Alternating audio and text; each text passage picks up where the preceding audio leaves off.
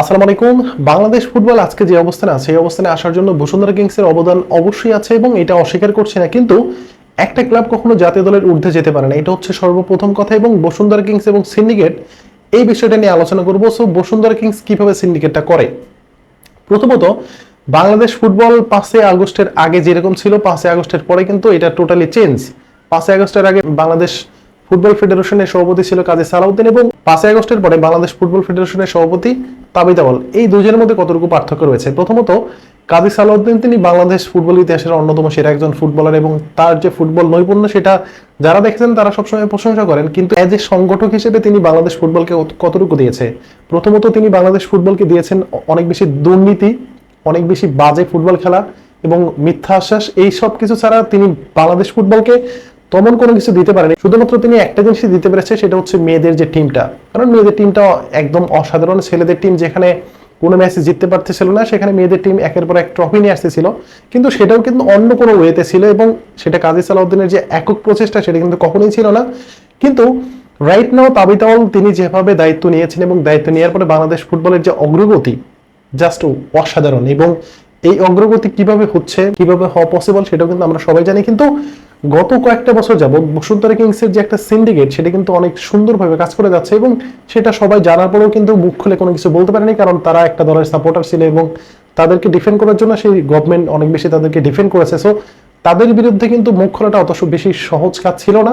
কিন্তু right now যেহেতু তাদেরকে ওই রকম ভাবে ডিপেন্ড করার মতো কেউ নেই, সো আমরা দর্শক যারা আছি বা যারা অ্যাজ এ কন্টেন্ট ক্রিয়েটর হিসেবে আমি একটা কথাই বলতে পারি যে বসুন্ধরা কিংস বাংলাদেশ ফুটবলকে যতটুকু দিয়েছে তার থেকে বেশি এখন কেড়ে নেওয়ার চেষ্টা করে যাচ্ছে। যেমনটা হচ্ছে সৌদি আরবে যখন বাংলাদেশ ফুটবল টিম ক্যাম্প করলো, সেখানে ফাহিমুদুল ইসলামকে সুন্দরভাবে ক্যাম্পে ডাকা হলো, তিনি দুর্দান্ত প্র্যাকটিস করলেন, একটা প্র্যাকটিস ম্যাচে তিনি হ্যাট্রিক করলেন এবং তাকে জাতীয় দলে নেওয়ার জন্য মোটামুটি প্রস্তুত ছিল বাংলাদেশের প্রধান কোচ হাবিয়ার ক্যাবরেরা। কিন্তু মাঠের ভিতরে বসুন্ধরা কিংসের কিছু প্লেয়ার, এর মধ্যে অন্যতম তপু বর্মন, সাদউদ্দিন, সোহেল রানা, তারা হচ্ছে ফাহিমুদুল ইসলামকে প্রচুর পরিমাণে বোলিং করছিল এবং ট্রোল করছিল। এটা একটা সময় ফাহিমুদুল ইসলাম নিতে না পারার কারণে তিনি কোচের কাছে বারবার তিনি নালিশ জানিয়েছেন এবং শেষ পর্যন্ত কোচ এটা আসলে খুব বেশি ভালোভাবে নেয়নি এবং তাকে কিন্তু বাদ দেওয়া হয়। এটা কিন্তু আমরা সবাই জানি। কিন্তু ভিতরের খবর যেটা সেটা হচ্ছে বসুন্ধরা কিংসের কোনো প্লেয়ার চায় না যে তাদের যে প্লেয়ারগুলো জাতীয় দলে খেলা বাদ দিয়ে একটা প্রবাসী ফুটবলার এসে সেই তার জায়গাটা নিক এবং সেখানে বসুন্ধরা কিংসের একজন প্লেয়ারের জায়গাটা হারিয়ে যাক, সেটা কিন্তু কখনোই তারা চায় না।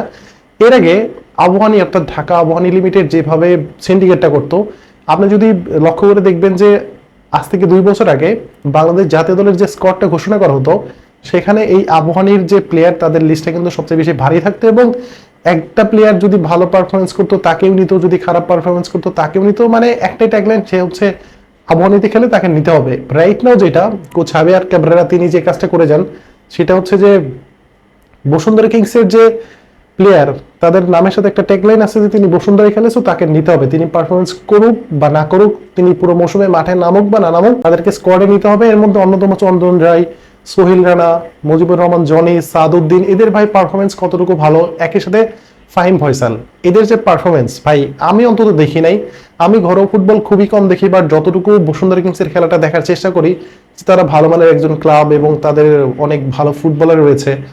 বাট এই যে নামগুলো বললাম এদের পারফরমেন্স কতটুকু ভালো সেটা কিন্তু আমরা সবাই জানি, কিন্তু তারা কিন্তু জাতীয় দলে অটোমেটিক চয়েস এবং দিনের পর দিন তারা খেলে যাচ্ছে। বিশেষ করে সোহেল রানা, সাদউদ্দিন, তাদের পারফরমেন্স মাঠের ভিতরে কি ভাই, আমার কোনোভাবেই এটা বুঝে আসে না যে তাদেরকে বাংলাদেশ ফুটবল ফেডারেশন বেতন দিচ্ছে, তাদেরকে জাতীয় দলে নিয়ে খেলাচ্ছে, এই জিনিসগুলো কেন হচ্ছে ভাই, এটা আমার কোনোভাবেই বুঝের মধ্যে পড়ে না যে এদেরকে কেন জাতীয় দলে খেলানো হবে। এবং তাদের মিনিমাম যে একটা পারফরমেন্স সেই পারফরমেন্স তো লিগেও নেই, এমনকি জাতীয় দলেও নেই।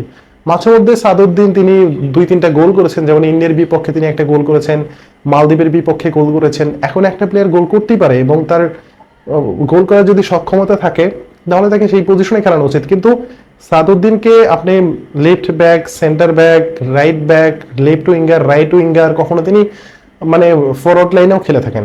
সো এই যে একটা প্লেয়ার অলরাউন্ডার, তিনি সব জায়গাতেই খেলতে পারে এবং তিনি মাঠের ভিতরে একদম পুরোটা স্বাধীন।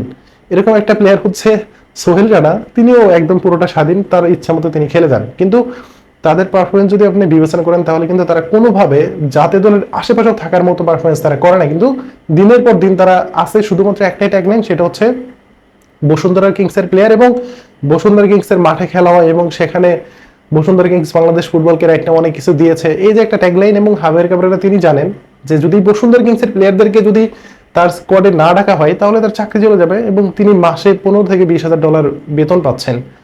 বাট তিনি যে লেভেলের কোচ, সেই লেভেল অনুযায়ী তার এত বেতন পাওয়ার কথা জীবনেও না। কারণ $15,000 থেকে $20,000 যদি আপনি বিদেশি কোনো কোচের পিছিয়ে ঢালেন, অন্য কোচের পিছিয়ে, তাহলে দেখবেন যে অনেক হাই প্রোফাইল কোনো কোচকে আপনি পেয়ে যাচ্ছেন। কিন্তু এই যে নিয়োগ বাণিজ্য, যেটা ক্রিকেটে হয়েছে, ফুটবলেও হয়েছে, এবং কাজী সালাউদ্দিন এই কাজটা করেছেন, এবং সেখানে আরেকজন মেয়েদের হয়ে কাজ করতো, এবং একই সাথে এই যে হাবের কাবরেরা, তাদেরকে নিয়োগ দেওয়া হয় শুধুমাত্র নিয়োগ বাণিজ্যের মাধ্যমে এবং কমিশন বাণিজ্যের মাধ্যমে।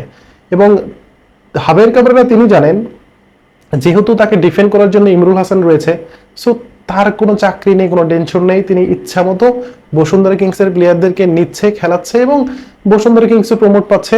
যে একটা জাতীয় দলের যদি আপনি 23 জন ফুটবলার বা 25 জন ফুটবলার রাখেন, সেখানে 17 থেকে 18 জন হচ্ছে বসুন্ধরা কিংসের। সো বসুন্ধরা কিংসের এই মুহূর্তে তাদের যে ইউথ ক্লাবগুলো রয়েছে, তাদের যে হচ্ছে যে ক্লাবগুলো গড়ে উঠেছে তাদের ক্লাবকে কেন্দ্র করে, সেখানে ফুটবলের সংখ্যা বাড়বে, তাদের ওইখান থেকে একটা আয় আসবে, এবং স্পন্সর আসবে অনেক বেশি। সো এই যে জিনিসগুলো সামনে রেখে একটা ফুটবল দেশকে যেভাবে ধ্বংস করেছে বসুন্ধরা কিংস, সেটা কিন্তু ভাই ওপেন সিক্রেট, কিন্তু এতদিন পর্যন্ত কেউ ওপেনলি বলতে পারেনি। এখন পর্যন্ত বাংলাদেশ ফুটবল ফেডারেশনের কোনো সদস্য এইটা নিয়ে মুখ খোলে না, বা হাবের কাবরেরাকে যে একটা জবাবদিহিতার আওতায় নিয়ে আসবে সেটা করতে পারে না, শুধুমাত্র ইমরুল হাসানের কারণে। কারণ তিনি বসুন্ধরা কিংসের চেয়ারম্যান, এবং একই সাথে তিনি বাফুফের ভাইস প্রেসিডেন্ট। আমার এটা কখনো আমি দেখি নাই যে একটা দেশের ক্লাবের চেয়ারম্যান তিনি আবার হচ্ছে একটা ফুটবল ফেডারেশনের ভাইস প্রেসিডেন্ট পদে থাকেন, আবার তিনি লিগ কমিটির চেয়ারম্যান। মানে এটা একটা হাস্যকর বিষয় ছাড়া কোনো কিছুই না। কারণ ইমরুল হাসান তিনি জানেন যে তার বসুন্ধরা কিংসের প্লেয়ারদেরকে যত বেশি প্রমোট করবে তত বেশি স্পন্সর আসবে, তার যে ক্লাব রয়েছে সেখানে অনেক বেশি স্টুডেন্ট আসবে, এবং দিন শেষে হচ্ছে বসুন্ধরা কিংসের নাম সবার মুখে থাকবে। কিন্তু এখন যে থলের বিড়ালটা সেটা কিন্তু বের হয়ে এসেছে, এবং বসুন্ধরা কিংস ঠিক এইভাবেই তাদের প্লেয়ারদেরকে জাতীয় দলে খেলিয়ে ফেলেন এবং খেলান, যার কারণে অনেক ভালো যে উদীয়মান ফুটবলার রয়েছে, এর মধ্যে মোহামেডান স্পোর্টিং ক্লাবের আরিফ হোসাইন, আপনি যদি শাকিল আহমেদের কথা বলেন, অন্য মানে ক্লাবের নাম বলছি না আমি, সেখানে আমি প্লেয়ারের নাম বলছি। আরিফ হোসাইন তিনি জাতীয় দলে সুযোগ পেয়েও, প্রাথমিক একাদশের সুযোগ পেলেও তিনি মূল স্কোয়াডে তিনি সুযোগ পাননি। এরপরে শাকিল আহমেদ, ইয়াসিন খান, আপনি যদি দেখেন তাহলে আলামিন, যিনি লিগ পর্বে সবচেয়ে বেশি গোল স্কোরার ছিল বাংলাদেশিদের মধ্যে, তাকে মূল স্কোয়াডে নেওয়া হলো, তাকে কিন্তু মাঠে নামানো হয়নি। বাট চন্দন রায় তিনি কিন্তু মাঠে নেমেছেন।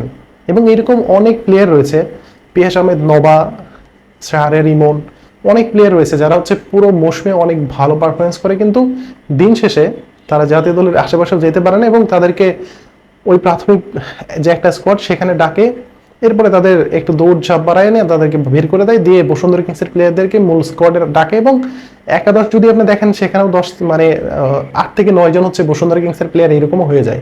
সো এই সিন্ডিকেটটা যতদিন পর্যন্ত চলতে থাকবে ততদিন পর্যন্ত ভাই বাংলাদেশ ফুটবল নিয়ে আপনি যত ধরনের তাবিজ করেন, যাই করেন না কেন ভাই, উন্নত কোনোদিনও পসিবল না। কারণ আপনার লিগের ভালো প্লেয়ারদেরকে যদি সুযোগ না দেন, সুযোগ না দিয়ে যদি আপনি এইসব লর্ড প্লেয়ারদেরকে সুযোগ দেন, তাহলে যে লিগে সারা বছর ভালো খেলে যাচ্ছে তার মোটিভটা নষ্ট হবে। এবং তিনি লিগে কেন খেলছেন ভাই? টাকার জন্য সবাই খেলে না। টাকার জন্য কারা খেলে? যাদের বয়স এখন শেষের দিকে, যাদের জাতীয় দলে খেলার সুযোগ আর নেই, তারা টাকার জন্য খেলে। বাট বাকি যে ফুটবলার রয়েছে সবাই চিন্তা করে যে বাংলাদেশের জার্সি পরে দেশকে রিপ্রেজেন্ট করবে, এই যে একটা মানে তাদের মধ্যে যে একটা গর্ববোধ, বা তারা যে জাতীয় দলে খেলার জন্য যে এত নিবেদিত হয়ে তারা মাঠে পরিশ্রম করে, দিন শেষে তারা যদি জাতীয় দলের ডাক না পায় বা তাদের উপর যদি সুবিচার করা না হয়, তাহলে কিন্তু মোটিভটা হারাবে, এবং বাংলাদেশ ফুটবল যে অবস্থান আছে সেখান থেকে হয়তো হারিয়ে যাবে একটা সময়। এবং যে প্রবাসী ফুটবলাররা আসছে তাদের দিয়ে হয়তো সাময়িকভাবে বাংলাদেশ ফুটবল অনেকটুকু উন্নত করতে পারবে এবং বাংলাদেশ ফুটবল অনেক দূর যেতে পারবে, কিন্তু এটা কিন্তু লং লাস্টেড কাজ করবে না। সো বাংলাদেশি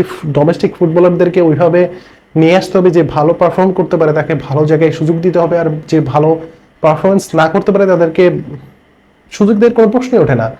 সো এই সিন্ডিকেটটা, অর্থাৎ বসুন্ধরা কিংসের সিন্ডিকেট যদি না ভাঙতে পারে, তাহলে বাংলাদেশ ফুটবল আজকে যে অবস্থানে আছে সেই অবস্থানেই থাকবে। এবং দর্শকদের পক্ষ থেকে এটা প্রতিবাদ জানাতে হবে, এবং ফাহাদ করিম, তাবিতাউল তাদেরকে খুব সুন্দরভাবে জানিয়ে দিতে হবে যে বসুন্ধরা কিংসের যে সিন্ডিকেট রয়েছে, এই সিন্ডিকেট যতদিন পর্যন্ত থাকবে বাংলাদেশ ফুটবল একদম নিচে দিকে যাবে। সো আপনাদের মতামত আশা করছি। ধন্যবাদ সবাইকে।